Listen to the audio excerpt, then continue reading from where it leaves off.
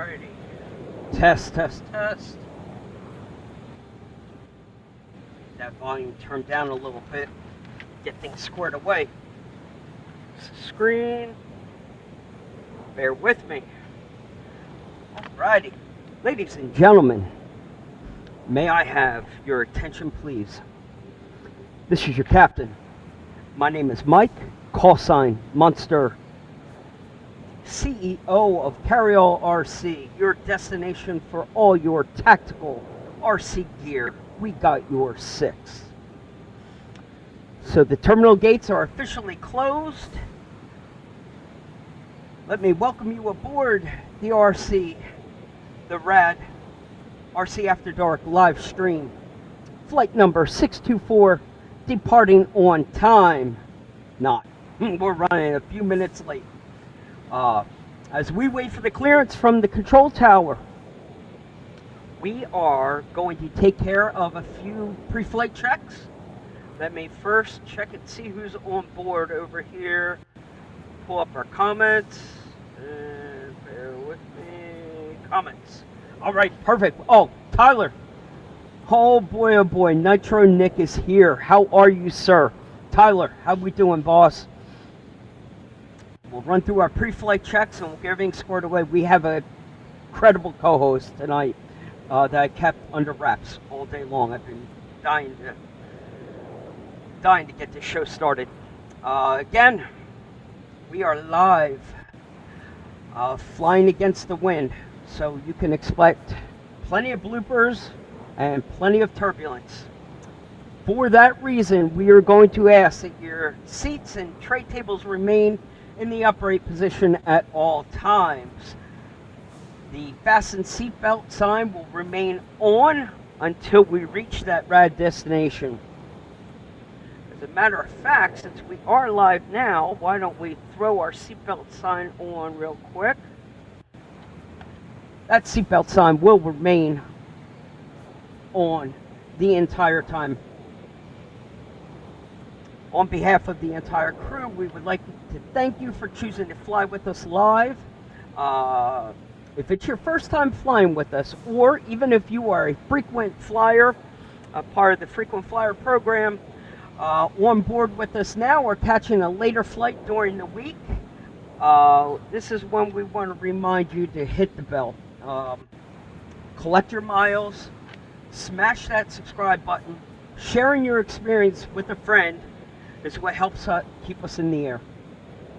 Your participation and feedback is key. A little yelp goes a long way.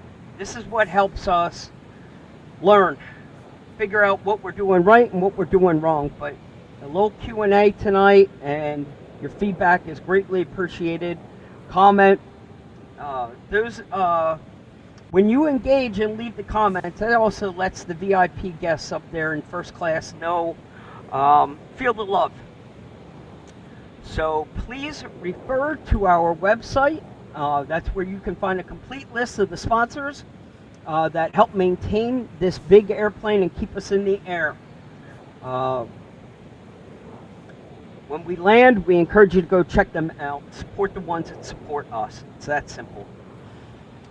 So we will pause for a quick word from our sponsor. Now, ironically, our guest co-host tonight, I just found out, is probably the one responsible for making our little word from our sponsor. So how appropriate will this be? Wrong one.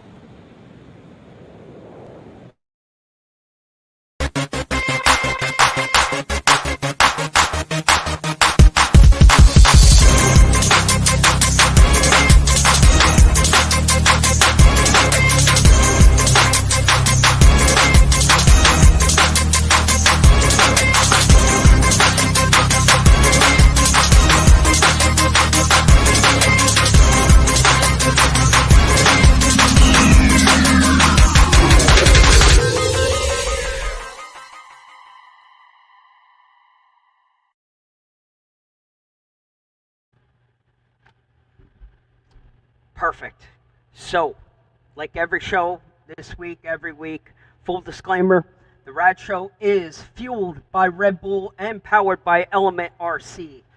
So tonight we do have a very special co-pilot flying with us tonight. Once we are safely in the air, I will turn the controls over to him, let him introduce himself. Roger that. We are cleared for takeoff. So let's get our intro video, and when we come back from the intro video, we will have our special co-pilot here with us. So, Mr. Co-pilot in the green room, be ready. After this 1 minute intro, we will bring you on.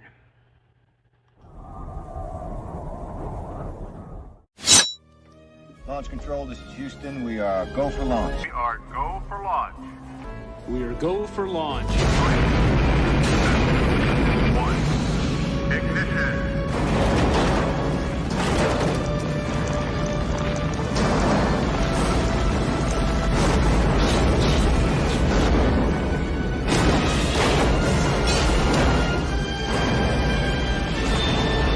We have liftoff.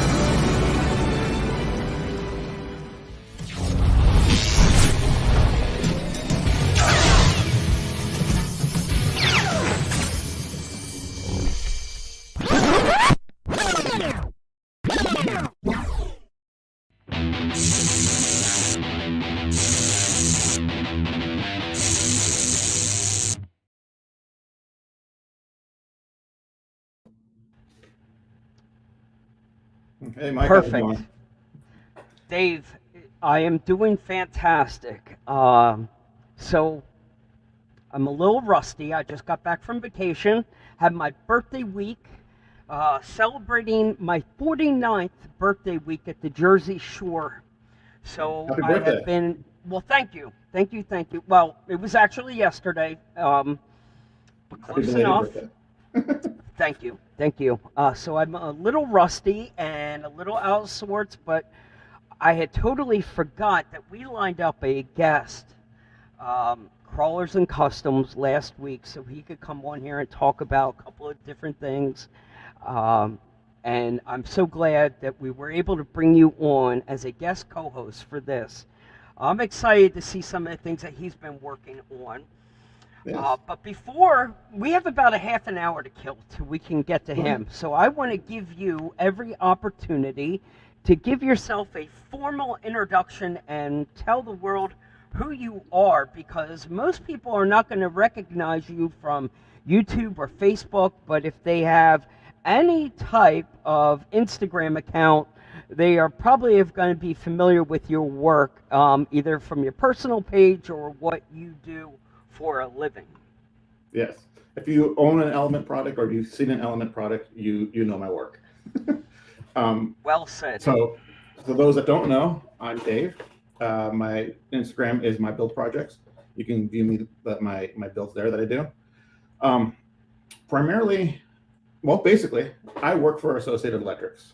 I am a graphic designer, and I am the one that's responsible for all the graphics for Element.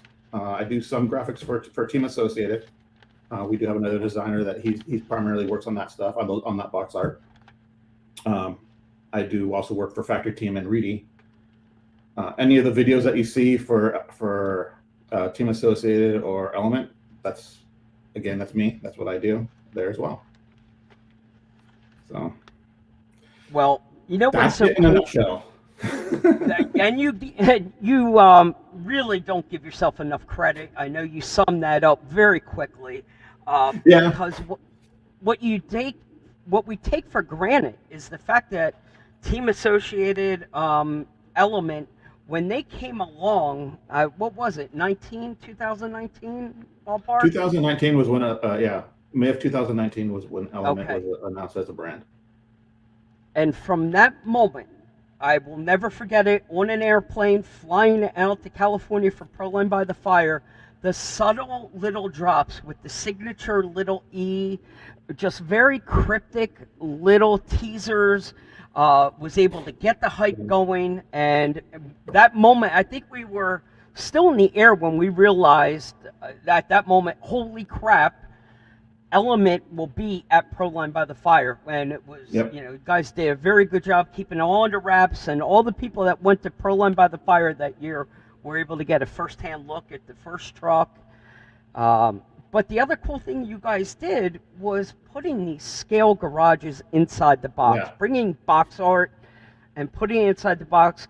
Scale garages were coming on the scene and gaining traction, and why not just give them this usable box? Exactly. Now you can't go on social media without seeing that backdrop in some sort of fashion, because there's been, what, 8-10 different renderings now of different box designs? Are we higher than that? There's been so many. It all kind of runs into it, like all together. Like I don't remember which box was in which car. It's just like it all blends into It all blurs. Yeah. So they were never designed to link all together, right? You guys didn't have the foresight to say this one will connect to that one and that one? Yes and no. Okay. The Sendero, the original Sendero, that was just the beginning of it. When we released the Trail Runner, that box was like, it looks like it's like a dealer front office, like a Yes. Yeah. Well, that when we designed that, we kind of decided, you know what, let's kind of make it so it does match up, so that you can see into the garage of the other. So it has that big giant window that's on the side, and then we supplied the wall that goes on the other side that has a matching window that matches the Sendero box. So those two boxes actually do go together. Okay. You can actually build them to go together. On my Instagram page, there's a video where I show where I put them together and cut out that window, and you can actually put the two garages together. Oh, nice. And then when we came out with the IFS kit, we made the little arcade cabinets. We figured, okay, well, those people will put those in their garages if they have either one of those cars. And then it kind of just started all, running downhill, and we started just coming up with different ideas of what we could do. And then the U-Tron, the latest one, that was a fun one to put together. It was really fun. So. You really tap a nerve with our generation. If you have these mid to late 40s, anybody that was born in the 70s era that had toys through the 80s, you really seem to touch a nerve and really spark up some nostalgia. And yeah, I know a lot of people can geek out and get excited. Love looking at the hidden Easter eggs that you guys just kind of hide in plain sight sometimes. Every element box has a hidden Easter egg. So if you've ever looked at any of the boxes, there's always something in there that we hide, either whether it's on the inside, the outside. There's always something there. That's also as far as what things. An Easter egg for you guys to know, like, or is an Easter egg dropping for the next truck? Because that was a rumor I heard. Sometimes you can almost figure out the next release. Sometimes they'll drop an Easter egg right in front of you. Yes to both of those questions. Sometimes there's still just an inside joke for us that only we would get, or those close to us would get. Yep. To everybody else, it might just look like, okay, that's kind of odd or whatever. They wouldn't think much of it. And then there's other things that, you could pick that apart and you can look at it and go like, oh wait, there's this, there's that. Could it be the kind of a lead to the next vehicle? Some of them are like that. Some of them really aren't. Some of them are kind of misleading. So, it's up to interpretation what you want to think, but okay. There are Easter eggs for everyone.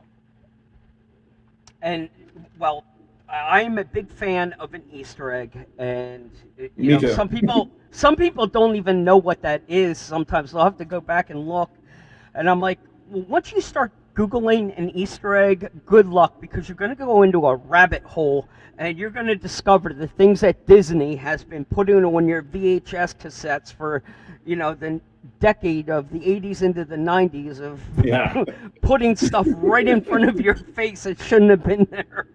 Yeah, the rescuers. You can get a chuckle out of Easter eggs. Yeah, definitely for sure. Yeah.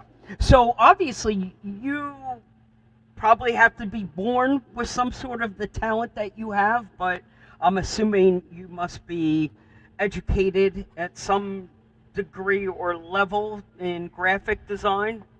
Yeah, ever since I was a kid. I mean, my mom has drawings that I drew when I was like 3 or 4 years old. You know, I've always liked to draw, like to doodle. Um, I went to school for graphic design. I worked doing graphic design in various jobs. Another thing that some people might not know is I did work at Extreme RC Cars magazine from 2000 until 2011. So, and I was doing graphic, article layouts.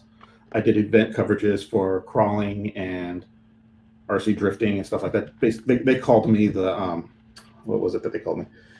The oddball RC or something like that, because I was always focused on things that weren't the mainstream in RC. Wow. And that's where, and then in a previous job, I was doing video work. And so that's where I learned how to use Premiere and After Effects and stuff like that, and carried that into doing videos at Extreme, and then continuing on to do videos like I do now. So it's just over time and doing and working in the industry, I've just learned a lot of things, met a lot of people where I can learn and pick up information from.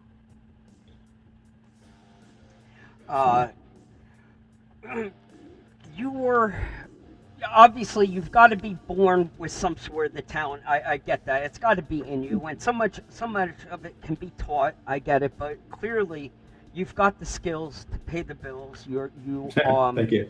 You've got a track record. But the other thing that for anybody that's going to be listening on our podcast, you're going to fail. Not that I can pull the video up right now, but you're kind of really famous for what you did at Proline by the Fire's Carnival. Oh, yes.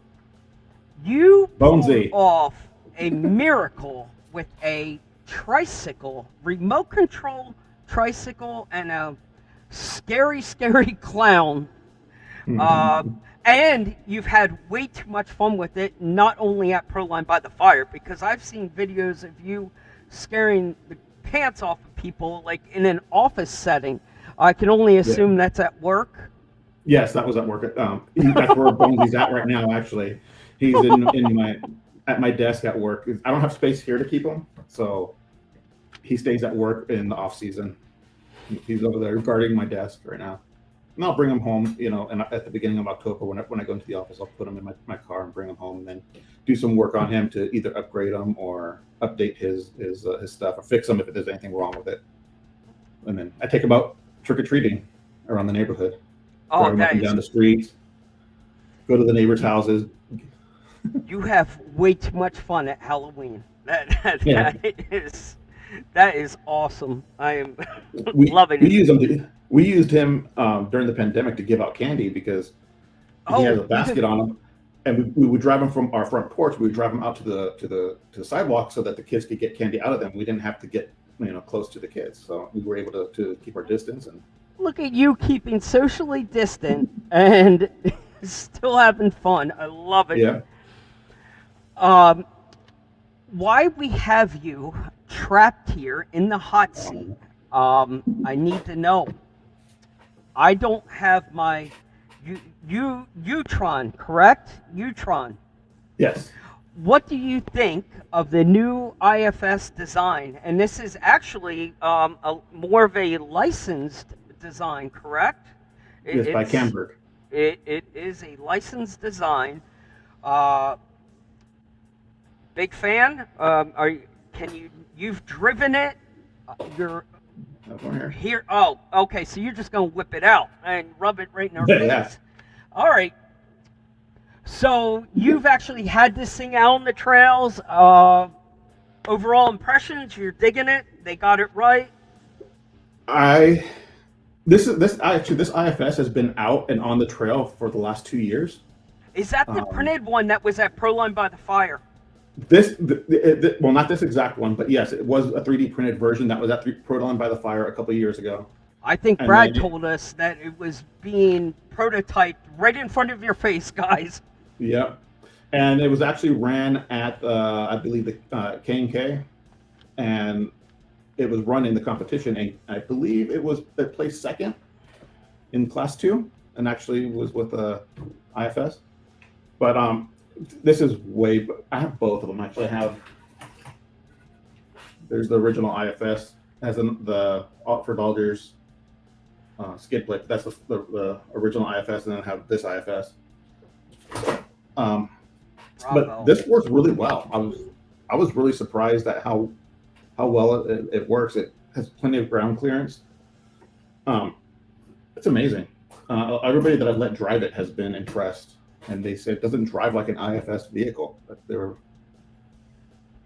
was 100 times better than the original. So I think everybody, once you get your hands on it and once you drive it, Yep. you'll love it. It's great.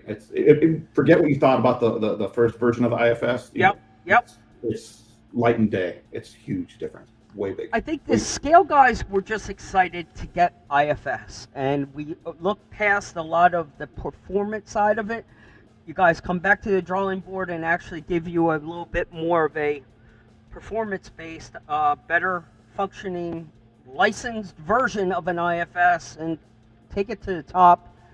You guys continue to push the envelope. I think you guys broke the internet with the Bushido, and that was even the names that you guys come up with your trucks have been very creative. I always have to go back and Google search everything and try and, like, you guys are very creative. Yeah, the U-Tron is a combination of two words, or a word and a term. Like what they call in Australia, the type of vehicles where they convert them, removing the back and putting a bed in place. That's what they call a U. And then Aaron, who's the engineer that designed this car, it's a combination. We sometimes call him Ron for short. So it was a U and a Ron, so we came up with U-Tron. So that's how that one came out. Thank you. That is useful information. That's the kind of cool stuff we love to hear about. That is fantastic. Now, I am so excited to tell you this, Dave. We are going to slide you over in the corner. We are going to make room center stage for the man of the hour tonight. I know you haven't had a chance to meet him personally, but I know you're very familiar with his work. Again, on social media, if you know what Crawlers and Customs is, this guy, I made a funny joke earlier. I said, we're bringing James on here to try and teach him a little thing or two about the world of scale. And hopefully by the end of the show, we can teach him how to make some scale content and help his social media page grow. Clearly, I'm joking, because this man is taking some of the sickest, scaleless photos I have ever seen. I'm hoping to learn a couple of things from him tonight. Yeah, me too. All right, so let's make room for our man, Mr. James Bailey. James, make yourself presentable. We are coming to you. So what I'm going to do is hide this. I'm going to add him to stream. Sit tight, James. I'm putting you center stage, I think. I'm definitely in the middle. You're in the middle. That didn't work at all. Oh, here we go. There it is. Bam! There we go. We did it. What's up, gentlemen? Hello, James, how you doing? I'm good, You thanks. are a very punctual man. You said 8:30 on the dot. You're doing better than Dave and I. We got a 5-minute late start. I was ripping, man. I've been doing RC since noon. I packed things up at like 7:30, and I headed back to the house. So I knew you were counting on me, and I didn't want to be late. I'm not a late person, So punctuality. Well, I thank you for that. I was hoping to compare some beards with you, but I seen you you I shaved. trimmed. I You did. So this is my summertime beard, and I did this last night. I've had a little bit of an exercise kick over the last 3 weeks, trying to lose some extra weight, and I've been jogging every night, like 3 to 5 miles. Get super sweaty. It feels good, but then I don't trim my beard because I jump straight in the shower. So my beard was out of control. Finally, last night we had a terrible storm here in Miami. So you know what? I trimmed the beard, took a shower, and made myself presentable just for you. Well, you are I not feel for kinda us, naked. right? It The is. ladies. There's not much left of it. It was probably an inch longer. It was more like I didn't know it Will was a Smith, but, requirement to be on the show to have a beard. It Otherwise I is. would've. It is. Well, we'll send you the memo next time. Yeah, Okay. come November. No shave November. I'm Yeah. trying to let mine go for a full year next November. I'm trying. It's not easy. It Well, gets we're in Miami. It's hot. It's so hot down here. I think it was 10. It felt like 107 yesterday, and so it's just you walk outside and you can feel your face sweating. So I was like, you know what, I gotta trim it. We started to get a taste of that Florida weather here today. Now, it Mhm. rained all week long. While we were on vacation at the Jersey Shore, it Right. rained like 4 out of the 5 days we were on vacation. We got rained in. It was horrible. Dang. We made the best of it, but you're dealing with my sister's family, my parents, my family, all contained in the in rain. one house. Yeah, rain. in the rain. It was.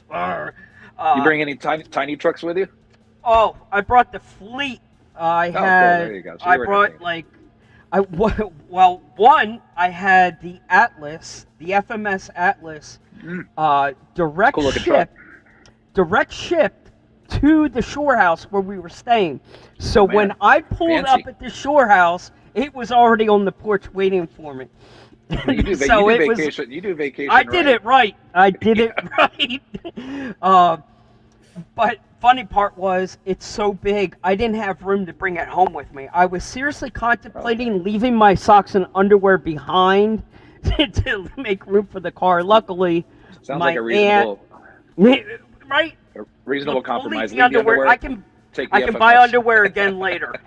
It's a line from The Godfather. Take the pistol, leave the cannoli. So Yes, take the Atlas, leave the underwear. exactly. But no, even in the rain, we were still able to dodge the rain bullets. And here and there, there was little gaps of, not sunlight, but there's little gaps where it stopped raining. Had a fleet of them out. We took the Night Runner, which I themed out to be that Knight Rider themed truck Love that we that build. did for you saw. I've got a Night Runner, but it's the one I put the Hot Wheels Cybertruck body on. It fits perfect. The wheelbase is to the millimeter. I forgot about the Cybertruck. Yeah. Now- it's I don't know, it's somewhere in this room or in the next room. Now, sometimes you share things on Instagram that are not yours. Very you rarely, will- but most are mine. Yeah. The Dumb I and think, Dumber. Yeah. So that was a perfect exception. If there's a great vehicle, I'm compelled because I want other people to see it. The builder had like 25 followers and 3 posts on his Instagram. So I'm like, dude, I said, let me help you out. I said, I love that build. I love all the detail. I love the originality. I said, I want to put it up and I'll credit you. And he goes, okay. So those are the exceptions, but I like to create my own content. So 98% of what you see are photos of my customers' trucks, my trucks, my own content. I don't like reposting, but I made an exception for that because it was awesome. I was laughing the whole time. That was great. And the other exception was at USTE, the lawnmower. Yeah. Well, that's not my build, but I did do the content. As soon as I saw it, I ran up in videos. That so it's always my fun lawnmower, doing it. Dave, at USTE, what was it? On a It was an Revo 8-scale. platform? It was like an 8-scale buggy racer with a lawnmower handle play and school body. ripping around. It looked like an out of control little lawnmower It was ripping around. I saw that video. I had to take a double take. I was like, is that what's going on was here? so good. Well, I've seen people That's do awesome. it with the Traxxas Max. They'll do something around Halloween Yeah, they'll time. do It's like they put a Chucky doll on like a 4-wheeler on a quad. They'll do like a car seat. I think RC Motorsports, he did that recently with one up in New York and put like the baby seat on it and drove it around, or the stroller. That always gets some laughs. That is funny. fantastic. Yeah. James, before we go Yes, too sir. much further, let's just take 2 seconds to go back. Please tell everybody who you are, where they're going to find you on Instagram or Sure. your Facebook or your website. Where are they going to want to buy all your cool stuff? Well, they can find me in all those places, but probably the thing I pay most attention to is Instagram. So I'm Crawlers and Customs on Instagram. My name is James. I'm the owner and designer. So everything you see on, well, I shouldn't say on Instagram, but everything you see on my website, which is www.crawlerscustoms.com, I design all that stuff. I manufacture it. I either do it in-house or I outsource it to a CNC factory. So a good example, I think maybe you already got it, Mike, but this is one of my latest things. So it's the carbon fiber chassis kit for the FMS Smasher. That's one of my latest projects. And I have fun. This is my full-time job. So I spend every morning, I wake up and I go, what can I do today that's fun and cool and that other people appreciate? So this was, I think, I don't know if you got one, Mike, but I sent some to Farm Fest, but these were really fun too. So the porta potties have gone. There's been a bunch of them that have gone out, and I with just a make door fun. handle, with the door that works. Yeah, yeah. So it'll show you if it's occupied, right? If you're available, there's a little green. I can't Bro. see it, but there's a little green thing. So yeah, and this is just 3D printed fun, right? And toilet seat goes up. Let's see if I can get in there, get my fat fingers in there. Toilet seat goes up. But yeah, so these look really good in the background, if you've got a drift course or a crawler course. So I think a lot of the guys who bought them have put them into scale use. Hopefully not real use, but scale use. Have you always been into drift, or is this a new venture for you? Oh, no. Here, I'll show you. I've always been into drift. The main problem, so South Florida, where we live, is the hottest real estate market in the country. And so fortunately, if you own your own property here, you've got some equity in it. Unfortunately, if you're trying to rent or lease a space to build a permanent drift track, the price per square footage is just not feasible. You can't charge enough money to even break even if you're charging a lot of money to the 20 or 30 or 40 guys that might visit you, a week or a month and play on the drift track. So without a drift track, you can't really drift. I don't like drifting outdoors. It's just not my thing. I prefer terrazzo or polished concrete. And so finally, we've had the right group of people sort of come together over the last few months, and we decided that we're going to do pop-ups. So that's what we did today. And the pop-up is basically a track in a box. We get like 5 guys that get together and build the track the night before in a venue. In this case, it was a Japanese coffee shop.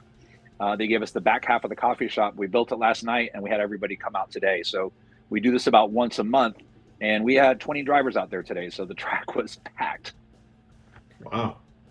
Yeah. So this is one of my little 124 scale drift art chassis. So I really like this one.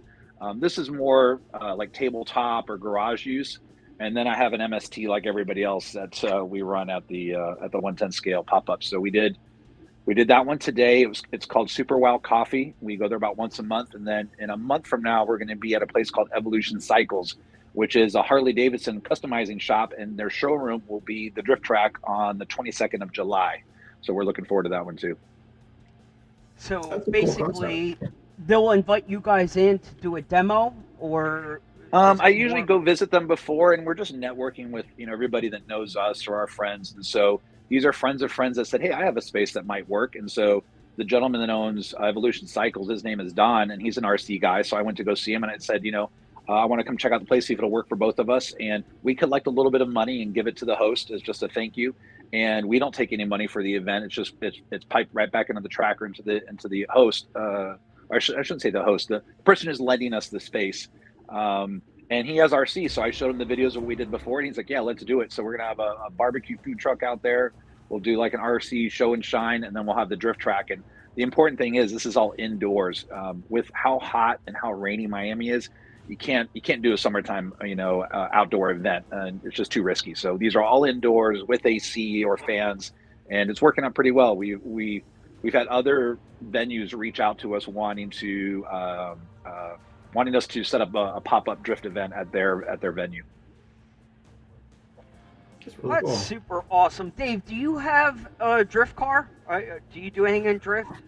I do not anymore. I did when I worked at Extreme.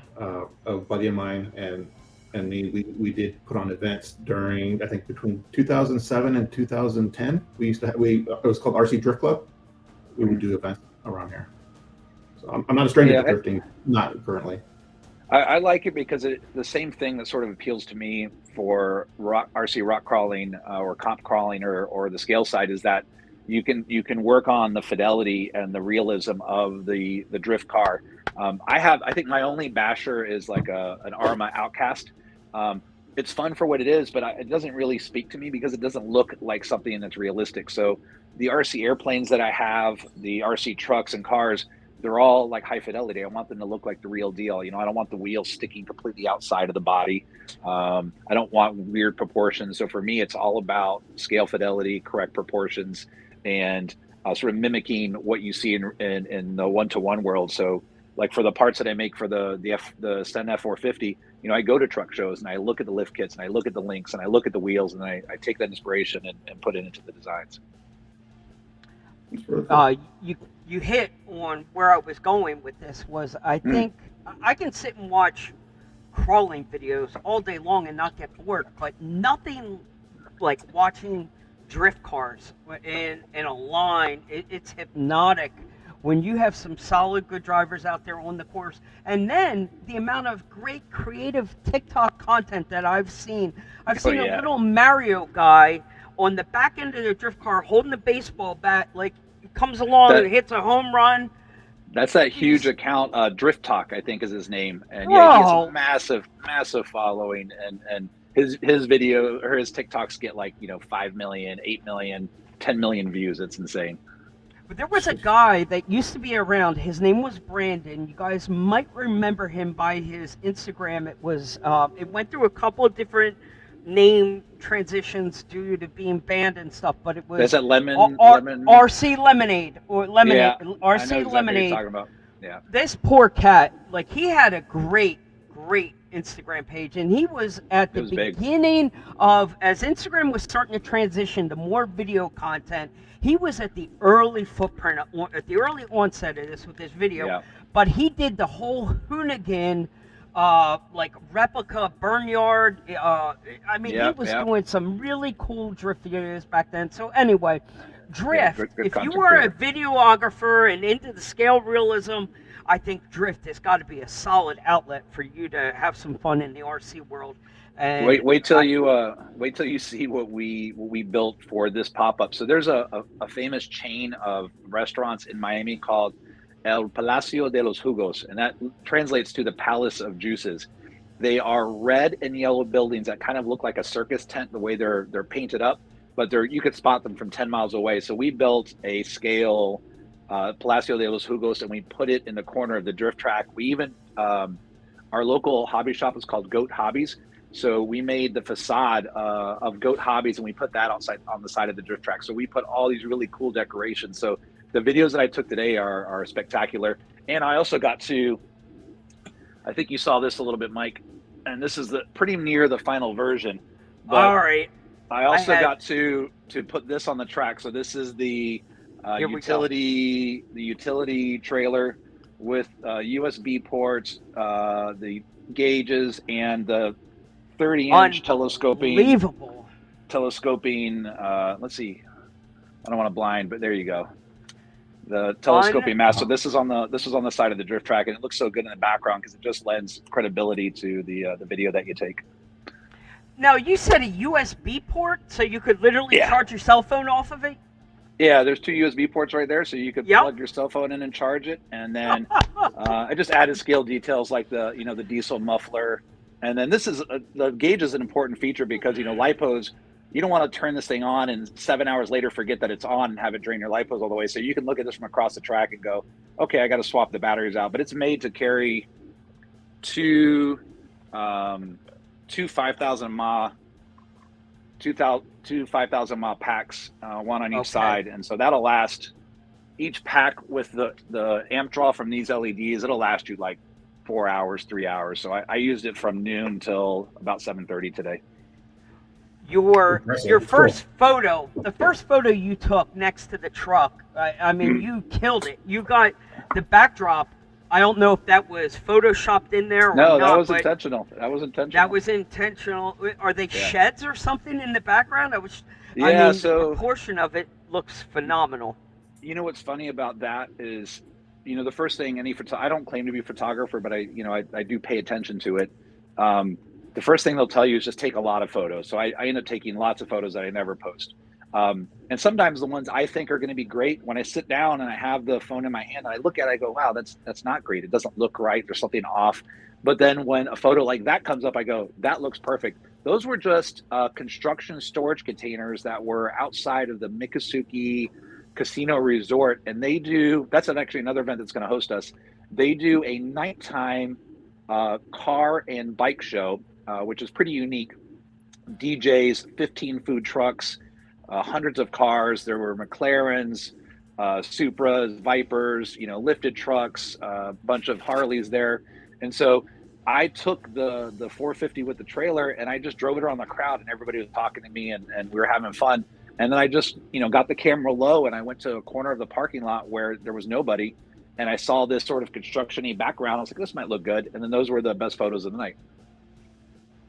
Especially with the trailer, it helps, that sort of stuff that people have never seen before. That's what they really dig.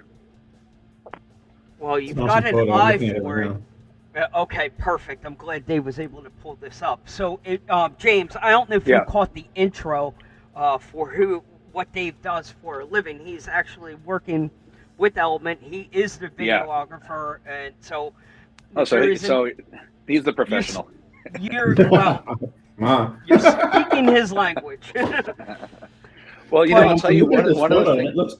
It looks amazing. You Right? wouldn't think that it was. Yeah, you wouldn't think that it's an RC car. The only thing that gives it away is the golf cart in the back. That's the only thing. Yeah. There's, they're trying to. What is it? If you only post perfection, you'll never post anything. So there's always some compromise, and nothing's ever exactly perfect. But that was the best photo I got from Thursday night, and I took the trailer out there because I knew I wanted to get some content with it and to sort of introduce it to my friends, because they had a little pop-up like monster truck course, so they had some aluminum jumps, and the crowd really loved it. So the host of that event reached out and was like, "We guys definitely got to come back, and we got to do it bigger next month." So we have these sort of revolving events, and so that'll be really fun. Hopefully, I'll have more of the trailers done by then. And I've had a lot of people reach out and go, "I gotta have it, or I gotta have it in green, or I want it in blue." So the huge trailer behind me and the utility light trailer, those are going to be my first sort of digital releases. So I'm going to sell the files on the website, and then I'm also going to, for people that are local, do the trailers fully built, and then I'll also do plug and play versions of the utility trailer. So that'll be a sort of combo. If you want to have at it yourself, go ahead. Build it. If you want turnkey out of a box and plug it in, you can do that too. If you'd want to just download or buy the files from you, is that through my mini factory, or how are you emailing them to the person, or are we still working that out? So that's a good question. I've looked at a lot of different avenues, like Night Customs. He's a really good example where the majority of his business is digital content.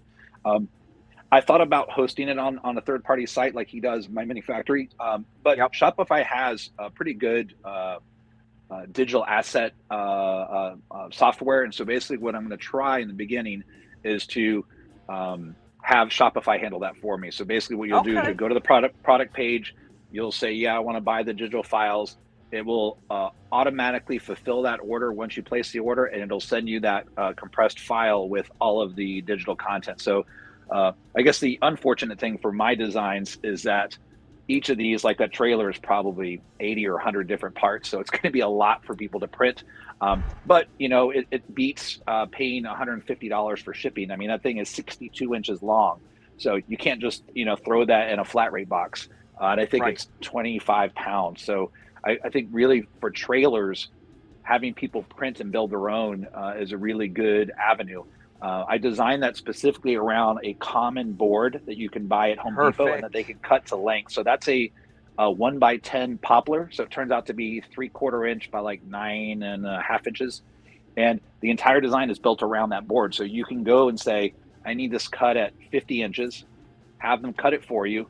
You print those files and you don't even have to cut the wood. You could just drill and mount, all the parts from that trailer, the suspension, the frame, the cabinets, and you'll have a trailer, in a week's time.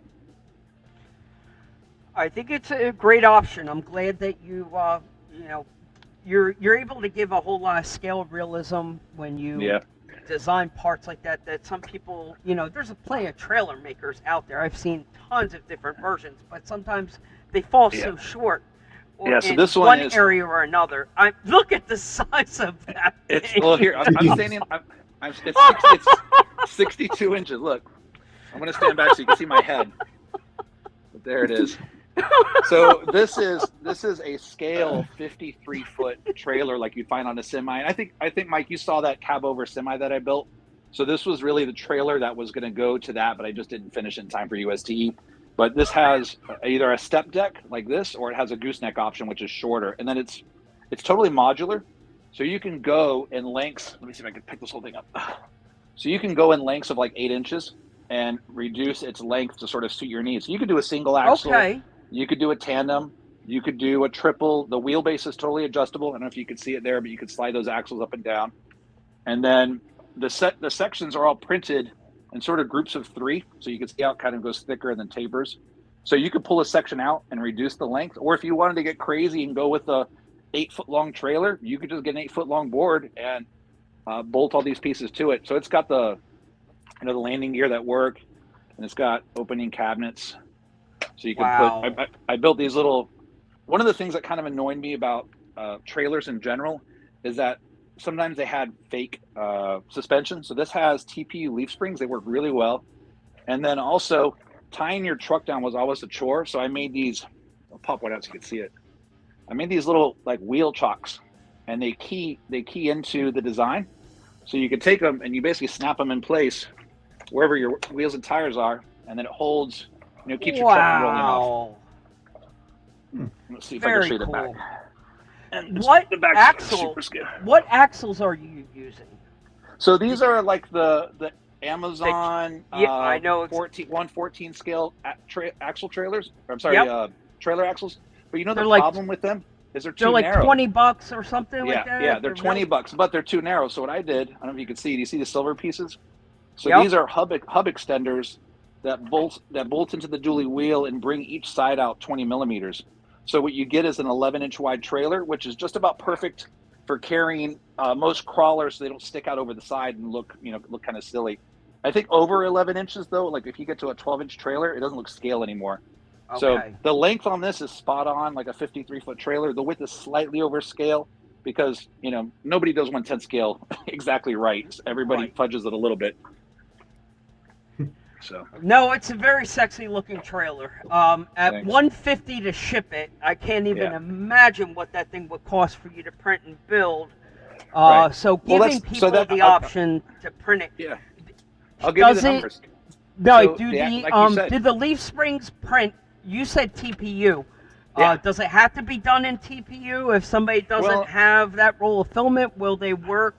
So you could do them in PETG, but what's cool about the TPU leaf springs, and so this is one of them, is that it gives you both the spring and the damper. And so what I did, I don't know if you could see, there's flat spots right on the top here. So that keys into the bracket that sits above it, and it doesn't allow the TPU to rotate or move. And so you can build this really simple leaf spring without having to do shackles or stacks of steel. And you can customize it based on the wall thickness and the infill that you use. So if you're carrying a lot of weight, you can just simply go thicker walls and more infill to get a stiffer spring. Or if you've got something light and you want more, a suspension articulation, you can just go thinner and you'll get that out of the single piece. So it's just a hollow TPU piece that bolts to the axle, locates it front to back, but then gives. And TPU, you could chew on this all night and you're not going to hurt it. I mean, it's super durable. It's super strong. I mean, I could probably hang from this little piece. I don't even know. It's crazy strong stuff. It's pretty impressive. It's a pretty impressive material. Yeah. What kind of infill are you dealing with there? Is that? I think I did on this about 25%, which is pretty standard for a lot of the stuff I build. And I just kind of took a stab in the dark. But with 25% and 3 axles and 3 rigs, so let's say a 450, a TRX4, and a drift car, it'll allow that suspension to move. But depending on what you carry, you can always add more axles, or you could do quad axles if you wanted. You could do 5 axles if you wanted. The whole thing is completely modular. You can add or subtract sections or add axles and just keep printing. So once you have the files, you can really design. You can dictate what kind of trailer do you want. You want something for single car, single axle, or do you want to go quad axle, quad car? You can do that too. That's very impressive. You've been busy. Now, Dave, check this out. This was one of his earlier files that he did, and I'm not going to do it. Now, when this thing comes, I mean, the level of detail and all the different places that you can start spinning this thing, and when you assemble it, I literally felt like I came home from Toys R Us and started putting a toy together. And I Yeah. mean, everything spins and lifts, and the amount of detail you put into your designs, it It's shows. incredible. It's Thanks. very incredible, right? I mean, I geek out over this stuff. Now, Well, whenever you I see know, these things in real life, yeah, I'm like, oh, I know what that is you know now. what that is. So I had a Bridgeport. So I've always been fond of that machine, and that's sort of a manual vertical mill. It's been around for many decades. But what's cool Yeah, the about that, ones I see are like, they look antique. yeah, they've been around since the 50s. They were in every mom and pop, machine shop. But what's cool about those is they've been around so long. The blueprints are on Google, so you can literally type Bridgeport PDF blueprint, and you'll get a front view, a top view, a side view, a back view. And so that's how I drew it. I scaled it 110, and I just took each of those views and sort of optimized it for what printers can and can't do, and made it look like the real deal. So a lot of those proportions, even the Z-axis lever, the one that moves the Yeah. table up and down, that's the exact location, height, and angle that the one is on the real Bridgeport. Well, they That's look great in incredible. this skill garage. Yeah, they are amazing. Yeah, yeah, that was one of Not those fun little only things. not only do you have a million photos that won't see the light of day, but I know the inside of your computer, your hard drive is like a treasure of CAD designs that will never see the light of day either. Yeah, I'd say 2% make it to where maybe I sell it, and 1% are maybe what I have produced at a carbon factory or aluminum factory or whatever. So yeah, most designs for many different reasons don't ever see the light of day. Either I'm not happy with it, I can't produce it in enough quantity to justify the expense. It's too expensive to produce. It's too heavy to ship. There's lots of things that you sort of have to check off before you can say, yeah, let's make 100 or 200 or 300 of these things. Part of it is just having the confidence to say, can I sell that many and get my money back? Because, I think this trailer is kind of a good example. I'm pretty confident that people would like it because it doesn't exist outside of this one in my hand, and I spent, I'd say, 60 hours, about a week and a half, just working on this. So at the end of the day, can I get that 60 hours of income back? Probably. And so I kind of pushed forward with it. But that's the sort of danger of being self-employed and having your own business. You can't Run the just spend. numbers. What are we Yeah, dealing exactly. with? You got to run the numbers. You got to go, is this worthwhile? Can I pay myself? Can I add value for the consumer? Can I hit a price point that they will say, yeah, I want to own that, and that makes sense?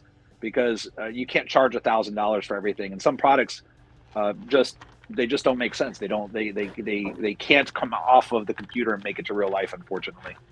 But yeah, you're right. There's probably uh, there might be 300 designs on there at this point. I don't even know.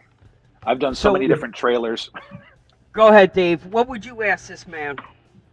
What's it take to wire up that trailer with all those LEDs? It's like I think I saw you said there's like 190 or 180 something LEDs in there. Yeah, so you know what? That's a good point. I'm going to show you. Let's see. So this is something I've been working on just for myself and for our customers. Is I don't want them to download this file and print it and then be soldering all night. So these are the LED PCBs that I'm using. They're Cobb LEDs. One of the tests I had to do before I was confident to say, hey, you guys can buy this, is I want to make sure these ran cool enough.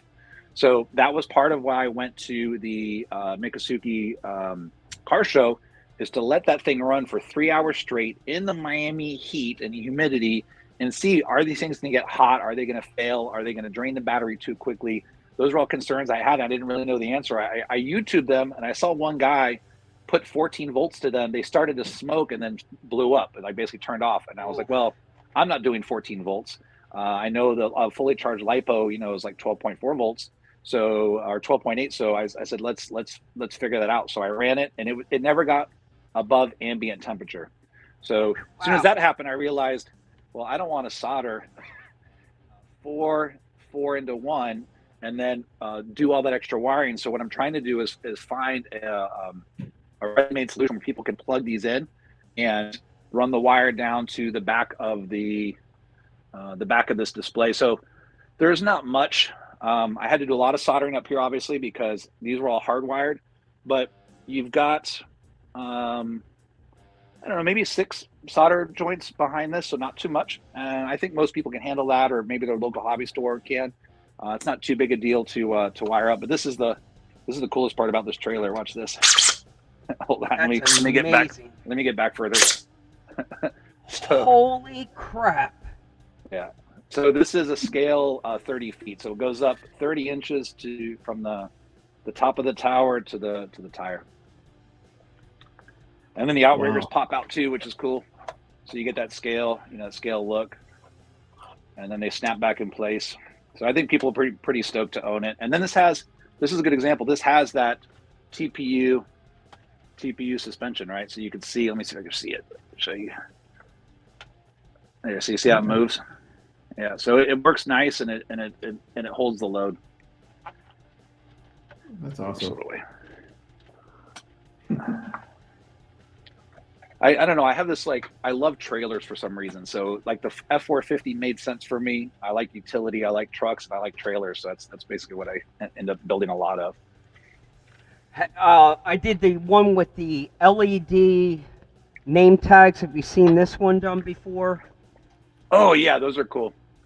This I think I was saw this at UST. They might have had them at USC. Yeah. It was it's a file you can get off a Thingiverse. It's nothing fancy. But then the name badges you get on Amazon, $20. They're Bluetooth, so you can change the text right from your phone on the fly. But yeah, I can respect the amount of work that has gone into that trailer. Yeah. So do we have a price point yet? Or what's that thing going to land on Shopify yet?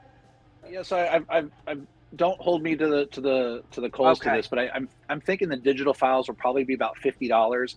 And when I say digital, it's not just going to be the 3D print files. It's literally going to be a bill of materials and a plan for you to follow.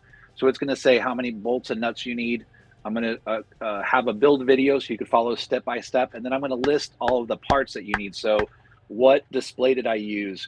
What connectors did I use? What LEDs did I use? So that way you can literally build the same exact thing I have following this recipe. And then plug and play versions, probably without batteries, are going to be in that mid $300 price point. Yep. It doesn't make sense for me to do it less than that because I'm going to be. It takes some time to put them together. I mean, it's just like a ready to run versus a kit. So I think if I were to start with all the parts on my desk and have something running, it's probably an hour or two of assembling and soldering to get to that point. There's quite a bit of small parts. James, I think you always had one of the best quotes.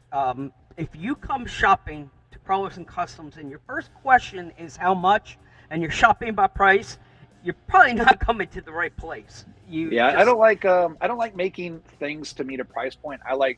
I build things because I go, this is cool, this is what I want. And then hopefully other people think that, they agree and they want to own it. I mean, these wheels are a good example. They're not cheap, but these billet wheels that I make for the 450, I sell these set of 6 for $240 with the caps. So they're not cheap, but you could certainly spend more on wheels. But I built them because I wanted them, So I figured if I want them, maybe somebody else wants them too. That's actually not a bad price for 6 of them. And the detail, the machine a little bit outrageous. I think part of the way I'm able to hit that kind of price point is that my design time is I don't have to answer to a board of investors. I don't have to answer to a CEO and a human resources department. It's just my time and getting it machined and packaging. So I can sort of cut some of the fat out of the production process and go from my mind to the consumer really, really quickly with a product like this. Awesome. But yeah, you could. There's guys that charge $400 or $500 for one-off wheels, and I get that. I don't do one-off. I tend to do production runs of 180 or 220 wheels, and then once I go through that, I go on to the next design and just sort of keep evolving. Dave, I'm checking out my time clock here. I see we're hitting about our 1 hour mark. Dave, are you still good on time, or you looking to? You still good yet? I'm good. I'm good. This is the part of the show here. We're going to take a 2-minute break. We're going to put James on the hot seat here. The first thing I'm going to do, the Rad Show started out as a couple of RC addicted dads, and you can't be a dad without a dad joke. So my corny dad joke for you all tonight will be, why do mushrooms get invited to all the parties? Because they're fun guys. Bam! You're the first one to get one.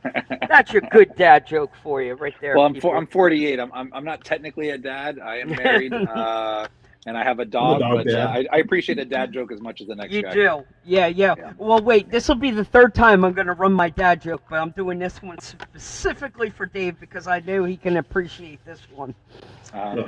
All right. I get a little concerned and question why Marvel or Disney does not use the Incredible Hulk for more advertising. He's basically one big banner. I like the one-liners like that too. I got one for you, Mike. Lay it on me. So I'm turning 48 this year, and there's a few things that happen as you get older. Well, actually, there's two things. The first is that you start to forget things, and then I don't remember what the second one was.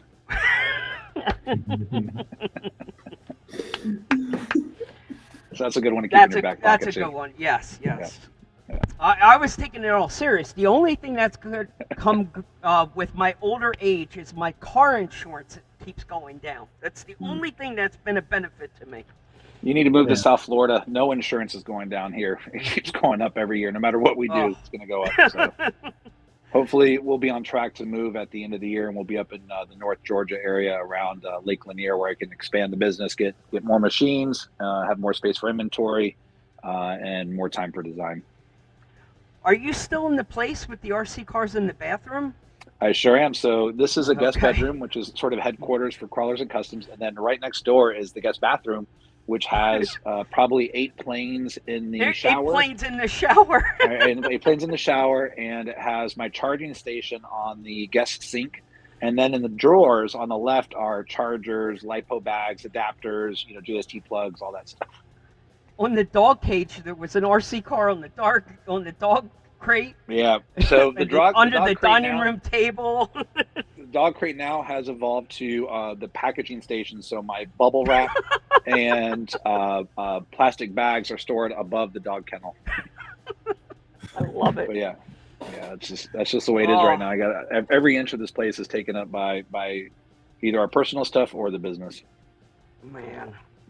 Okay, so this is the part of the show where we do this or that. Dave, what we're going to do is get a better understanding of what Mr. James Bailey is all about. I'm going to give you 2 options. It's literally this or that. I give you 2 choices. It's a one-word answer back. For example, Samsung or iPhone. And we're going to go rapid fire. Hang on, I gotta get my Jeopardy music on. Hang on one second. Navigating all the controls here. You've gotten fancy since last time I was on, Mike. With the we've Jeopardy gotten music. We got a few tricks up our sleeve right now. Yeah. So let's pull up our Jeopardy music. We'll get the volume right. Yeah. Okay. Sounds good. That's working. Sounds good. It's legit. Hang on. Let me pause that, and I think I hit it in the wrong spot here. All right, let's see if it works. Hit, whoa. One more time. Hit play. Okay, we're good.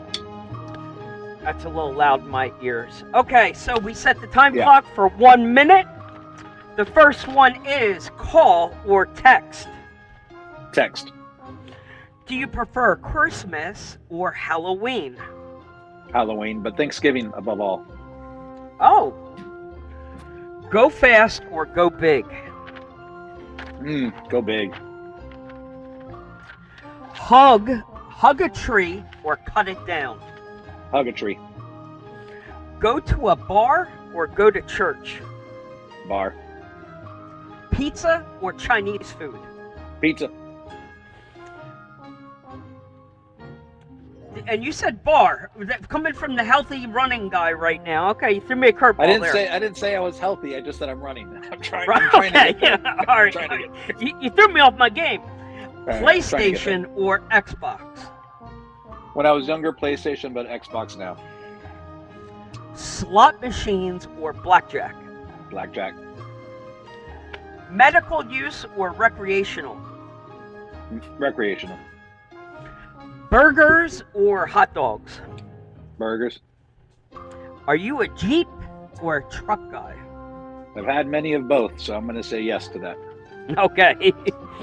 Would you rather win the lottery or meet your soulmate? Well, I already met my soulmate. She's in the other room, so I'm going to go lottery on this one. These guys take the cheap Hallmark card out every time. All right, snow or mud? Woo! Plenty of mud down here. I'm going snow. Let's change it up. Chicken or tuna? Chicken. Coke or Pepsi? Coke. It's right here. Well, I've already finished it. Where's my donger button? I got a gong I need to play. I got more sound effects here. The only wrong answer you can do is give Coke.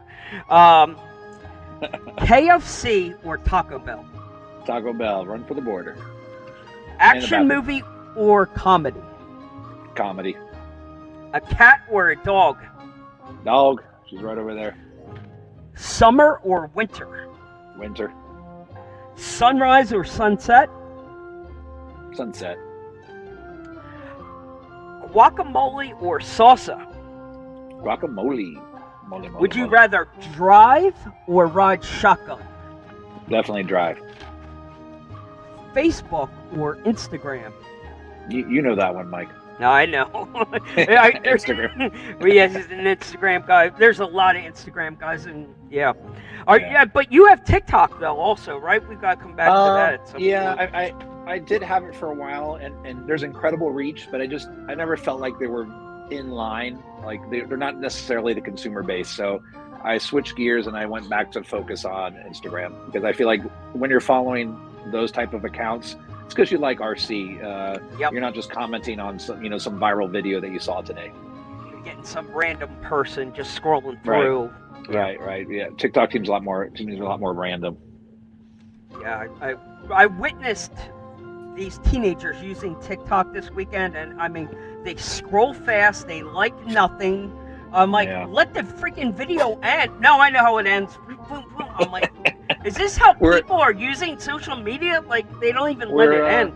We're a different generation, man. I just don't understand. I like it. I'm like trying to reach over their shoulder and hit the like button for them. I'm like, come on, somebody spent some time on that. Show some love, yeah. They got down on their hands and knees and took that shot. At least you can do is hit a button. It's the 6-second attention span. That's what it is. It's incredible. I don't know. It really is. I don't get it. College football or NFL? NFL. Wrestling or MMA? Let's go wrestling. One more entertainment factor. All right. Heavy metal or country music? Heavy country. All right. UFO or Bigfoot? UFO. Fox News or CNN? CNN, by far. First person to say that and the first person to answer it honestly. Everybody dodges it and usually it takes it to the risque part. Crunchy or smooth peanut butter? Crunchy. Air guitar or air drums? Guitar. Wine or beer? Beer. Tattoos or piercings? Tattoos. I can't wait to hear your answer on this one. The Simpsons or Rick and Morty? Simpsons. I'm old school. A double backflip or a front flip? I'm going to say double back, because I remember when Travis Pastrana pulled that off about a decade ago, and I about fell out of my. I didn't even fall off the couch. I was standing up yelling at the TV when he did it for X Games. It was incredible. Yep. We went crazy. Yeah, I remember Alrighty. crying in the audience. BMX, It was spectacular. BMX racing or freestyle? Freestyle. A crotch rocket or a Harley? Well, I've had crotch rockets and I appreciate Harleys, but I'm going to say crotch rocket because that's what I've owned. Wow, you're really throwing me curveballs. Surfing or skateboarding? I like both and I've done both, but skateboarding. Fridays or Mondays? all my Fridays are Fridays and all my Mondays are Fridays. So let's say Fridays. Okay. East Coast or West Coast? East Coast. Too dry over there. Yeah, right? Their rocks are like Velcro. You got to peel them off out there. I almost died at Proline last year. I don't know how those guys do it. It's just, like my lips hurt. It's so dry out there. Stay hydrated. Yeah, it's crazy. The last question. Throw the first punch or turn the other cheek? Woo. I've done both too, but I think in my older years, I'm going to say let's turn the other cheek. Take the high road. Bravo. All right, let's stop the Jeopardy music. So did I win? Did I win? You win. Did I get the high Ding, score? ding, ding, ding. You win absolutely nothing. Just Best prize ever. little fun segment to break up the monotony of nonsense and keep it fun. Too much RC talk. Dave, I hope you enjoyed that because you are in our sights for the next time. You are going to be in the hot seat. And what I'm going to do is invite James back on to be the guest host with me when we interview you. We're going to. All right. I have some questions. I have questions for you. So yeah, definitely have me back so we can interview you because I don't get to talk to professional cinematographers, photographers, and content creators. We can dive deep and pick his brain. That would be amazing. No problem. Anytime. And you can tell, James, if you start to look over his shoulder a little bit, you can see some of the inspiration, a lot of the knickknacks he has back there. The guy is an OG collector. G1 Transformers, and I mean, he's broad with the skateboard back there. Actually, autographed. Didn't you say it was a Bucky skateboard? Bucky Lassick. Yeah. If you follow me on Instagram, you probably saw me that I built a replica of his daughter's brat. Wow. And he saw it on Instagram. He liked it, and we connected it because we wanted to give it to his daughter as a Christmas present. So, I got that. Cool. That is awesome. I love it. Element, you guys are just connected. I mean, with Brad and John, and you've got I'm missing a ton of great people. You've got a good core of guys working together on all cylinders. Element just continues to do everything right. We love seeing what's coming out next. You guys broke the internet with the Bushido, the U-Tron with the... I mean, you guys just keep coming with these 1-2 punches. We'd love seeing what's next. It's a great truck. I can't wait to get that. He just held up the U-Tron with the IFS 2. Yeah. So the real reason that you are here tonight, James, was kind of to talk a little bit more about the Smasher. This thing. Yeah. That's why you're here. This thing's gotten some excitement. Obviously, you were excited to see what FMS did with a small scale micro monster truck. Now, Element, or I guess I should say it correctly, coming from the Element family, from the Team Associated world, you guys did an 18th scale monster truck recently. Am I correct on that? It's a 12 scale. It's the MT12. 12. Yeah. It's right here. 12. Oh, here comes trouble. Hey, go see your mama. The MT12. Who's that? That's a 12 scale. Okay. Yeah. Very cool. Yeah. So the FMS version is what they literally call 124 scale yet. These little things. Now, what tires do you have on that thing? So I have two, and we race at a friend's backyard who's incredibly gracious. His entire backyard his entire home, but his backyard as well is dedicated to RC. So we have, I think it's safe to say the coolest and largest tabletop monster truck course in the nation. It's probably 10 feet wide and 16 feet long. And we've built steel and 3D printed obstacles, and we run them side by side. So for that setup, I run a non-portal flip. This is the Golden Year J Concept tire on it. And this is sort of the standard LCG build. So not too extreme, but definitely lower than the stock truck. And then for outdoors, we race at a clay track where we put obstacles as well. And that's bigger and faster. And then I run the Renegades, which is a little bit more of a cut style tire, right? It's got a sharp edge. And then this is a portal flip truck. So this one these both have the high-speed motors in them. Oops, I forgot I didn't glue that down. These both have the high-speed motors in them, and they rip. So these are some fun things I've been making. Like I made the little nets. You see them there? They're TPU nets. And then I did, if you've seen the old school monster trucks like this Ford, they used to have these sail plates, right, for logos. So I put a little spoiler on there to kind of make it look like an old school monster truck. And then I took some Team Losi inspiration and threw the 4-in-1 headers on it. So these two trucks are basically what I drive all the time for the tabletop or for the outdoor course. I did some trolling around on your Instagram earlier today to get some content together, and I noticed one of the comments that somebody had written in was a genius idea, which I was going to take an old piece of Lexan and kind of cut that triangular shape down at the bottom so that you could paint it and sticker it, with a ton of different stickers. And then I saw your reply that you actually were going to upload I did it already. You did it already. Okay. Yeah, so actually it's in. Mike, if you go to that product page on our website and scroll to the bottom, all of the 3D printed files that go with this chassis, like these cool, like big block Chevy blown engines you can put in the bed, those are all free. You can just go there and download them from the G Drive. And I think maybe the kit you ordered has that in it. I don't remember.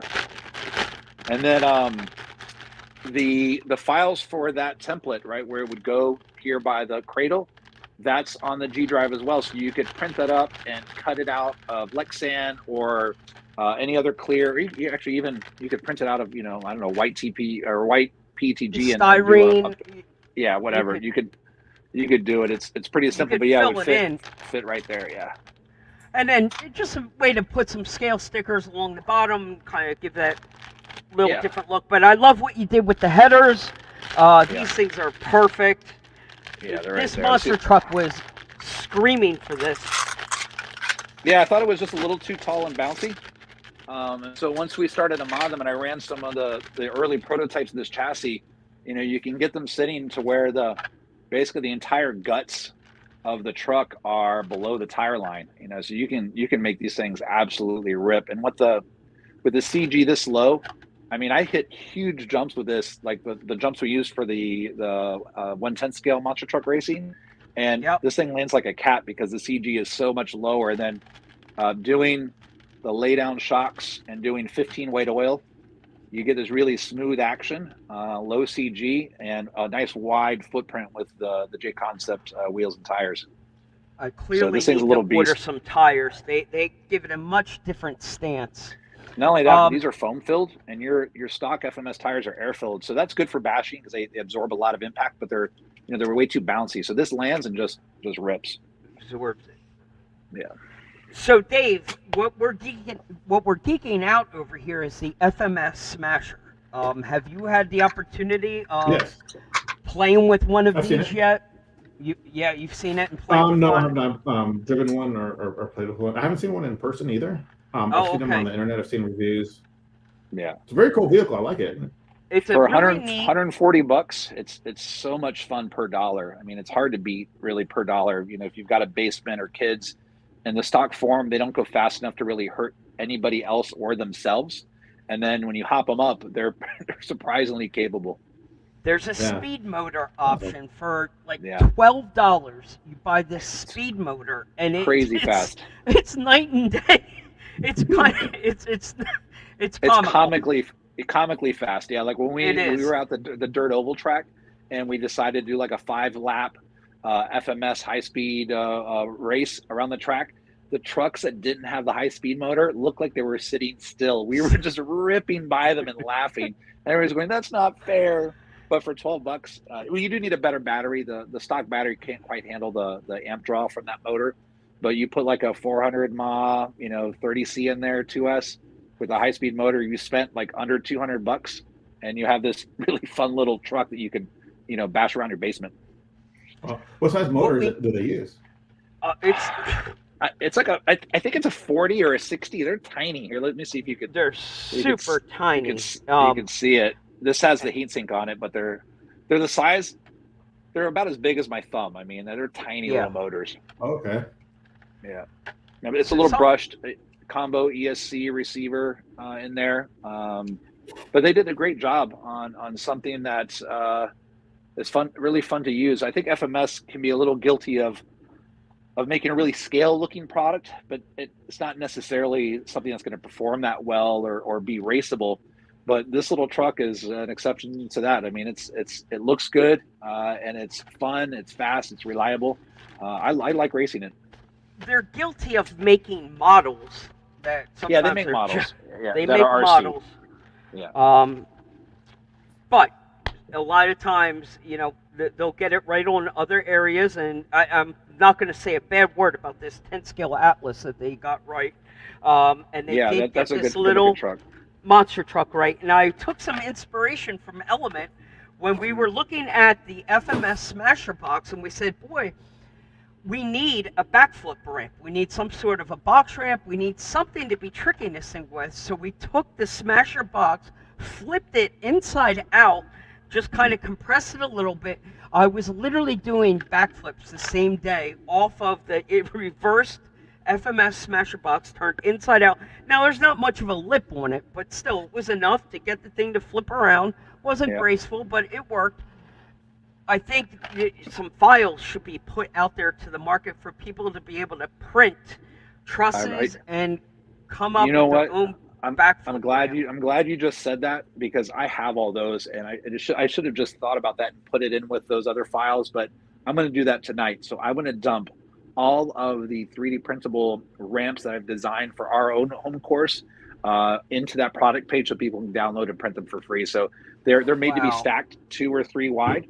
I've got like tire obstacles. I've got backflip jumps. I've got wedges. I have curves. I basically everything. If you see any of the 124 monster truck content, that's all stuff that I made. So I'll put it up. So you can grab some too and print them up. Fantastic. My printer is going to be busy. Mine are all off. They're only off because of you. Normally those things are buzzing in here. Running nonstop. It gets hot and loud in here, and I let them cool off while I was out today, and it's nice and quiet. Well, there is no question, sir. You have been very, very busy. My only other request would be for some sort of scale flag flying off the back of this thing. There has to be some sort of a styrene pole. I want to give you a link. I know of a guy working on them right now for that truck, so you'll get Perfect. some 124 scale monster truck flags. So I have them on my LMT. How about a wheelie bar? You're preaching to the choir. Okay. Man's thought of it already. I'll just zipper my lip.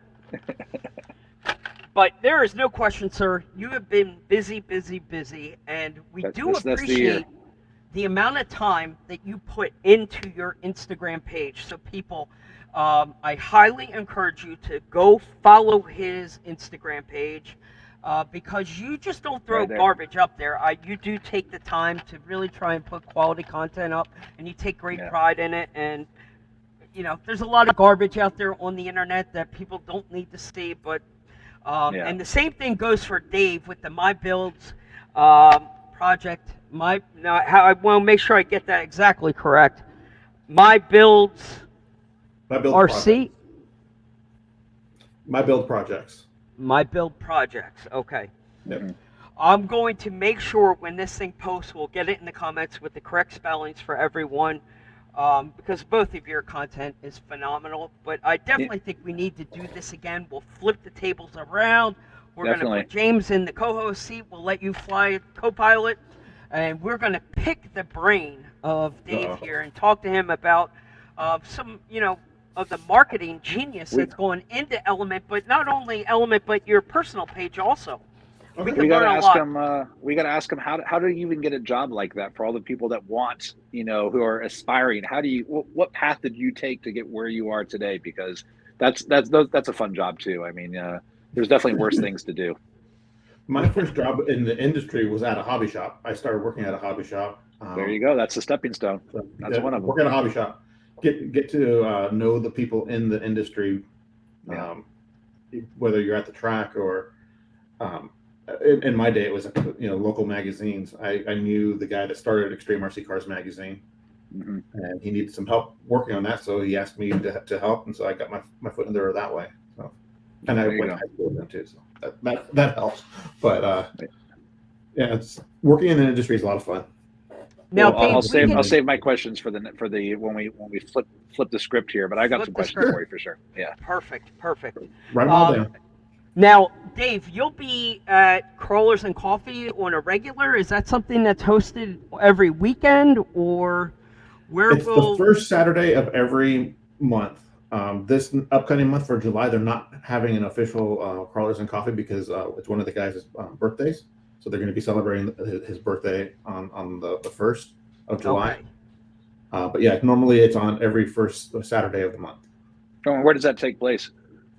It takes place at different locations. The next one I believe that they're going to do will be at Brackett Airfield, which is over here in Pomona by the Pomona Fairplex.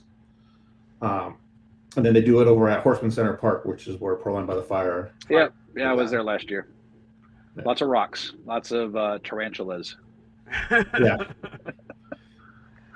So when's the next? The next big event for you, Dave, will be what? Proline by the Fire? Is that the next big one on your radar? Yeah, so the next one that I will be going to is Proline by the Fire. Okay. Yeah. James, are you going back to By the Fire this year?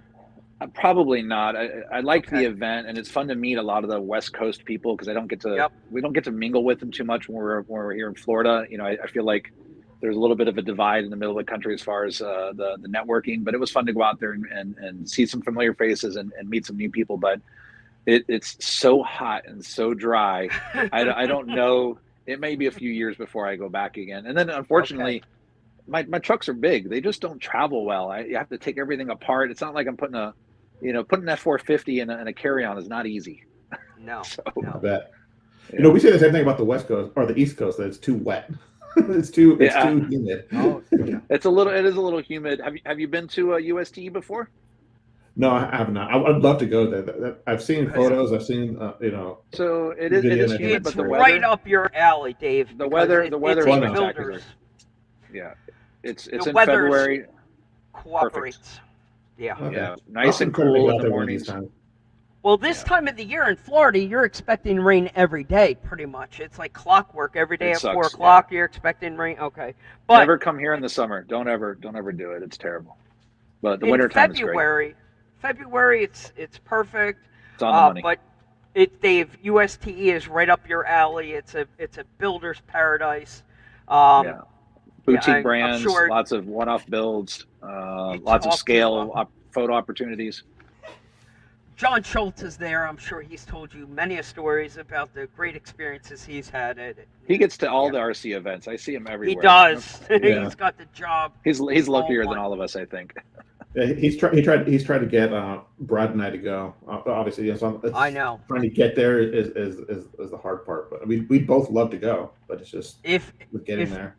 If we don't convince Brad to come, I'm gonna have him send me that Rad BMX Mongoose tribute theme build that he did. I want to take that to USTE next year. It needs to be seen by the public on the East Coast. Yeah. Okay, boys. We are about an hour and a half in. I've got Carvel Cake inside. Screaming my name. Is. Oh boy, we're gonna do a dog episode. I can see this is coming. We're gonna get RC Patina guy on here with his English Bulldog. Yeah. We can just do an all dog show and an all UFO show. Do I have any takers here for a UFO only show? I'll get on that. All in. All right. Yeah, we're gonna. We got Headhunter Studio. We got a few guys that are just diehard UFO guys. We're going to come back here one night.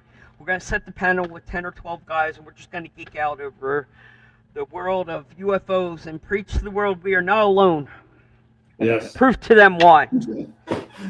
Bring Yeah, your I think- content. We're going to show videos. Yeah, there's the old girl. I think she's ready for her nightly walk. This is Aki, my 11-year-old American Bulldog. She's at 90 Beautiful. pounds. There she goes. Absolutely beautiful. Go get that crap off of her dog cage now. Come on. Spoil It keeps that her thing. warm. She gets cold, believe it or not. She loves to be tucked. She gets tucked in every night, literally tucked in. My wife has made her fitted sheets for her 2 beds. And then when she goes to bed, we take an old towel and we wrap her in it, and then she goes to sleep like a little parakeet. Our dog likes to get tucked in too. Yeah, she gets tucked in. Now, let me be a total jerk for our farewell out of here. James, can we get a Rad 10 out of you for anybody watching tonight? Can we get a Rad 10 promo code out of you to share with these guys? Sure. Let's make one up. You could do. Why don't you do Rad 10 CNC? So all spelled out RADTEN CNC, and we'll do that. Why don't we do that to the 4th of July? Perfect. You heard it here, people. 4th of July. Yeah. And then what we'll do too is I want to send you the link to those 3D printable files for the mini monster truck course obstacles. So you can just drop that right below. So when people watch this video, if they make it all the way to the end, they can get that little Easter know egg what and to print click stuff on. up. Yeah. Brilliant. Love it. Love it. Love it. Love it. Yeah. You did exactly what I was hoping for. You came with some really cool show and tell. The trailer, the LED light utility trailer, utility is phenomenal. Smasher chassis. The Smasher chassis, I can't wait to bolt that thing on. That was a treat to come home to. I just opened it all up here. I've been geeking out over it. It's pretty blingy. It's got the red anodize, the gold, yes. the gold titanium bolts. It's pretty blingy. You know, we're from Miami, so we got to add a little sizzle. Sizzle to the builds. You did good. You Nothing did wrong with real that. good. Hey, David, I wanted to thank you, sir, for jumping in here last minute. It was a lot of fun. The seat is yours pleasure. anytime. You are welcome back anytime, both of you. It's a lot of fun to just talk RC with, you guys are spoiling me. I am humbled to be in your presence. You guys are phenomenal. Keep up the great work. Likewise. Thank you. You too. All right. We All will right, see you. We'll see you on the other side, boys. Thank you. Take care. Have a good night. Thanks. Good night. All right. So I'm going to remove him first. I'm going to slide us over here. Bear with me 1 second, Dave. I'm going to get us squared away for our finale. I will throw up our little banner back. There we go. So again, we thank Element for sponsoring the show and helping keep the lights on here. It is not easy to pull this off week after week, and they've been a huge help and a great blessing to have Brad and all the guys support the show the way you do. Element, you guys, thank you. Dave, I hope you had a good time. I hope you had a good time. I can't wait to put some attention back on you, and we are going to bring James back to co-host with me because All right. he will come correct with some very professional questions, and I think we'll get some good content out of you. I hope you're prepared to share some hidden secrets and tips and tricks on the do's and don'ts of making videos and you're doing it all from the edit to graphic design, all of it. The shooting, the edit, the graphic design, playing. I guess you could say. It's time consuming. When you don't know what you're doing, I can lose hours editing photos and videos. I look up, I'm like, what? That was 3 hours? Holy crap, what just happened? Yeah. Yeah. So I'm going to close us out and close with our outro video, sir. So thanks again, Dave. We'll catch you back here again in probably a couple weeks. Okay, sounds good. Let me know. All right. Thanks, Dave. We'll see you soon. You're welcome. Boom. I'm going to remove me out of here next.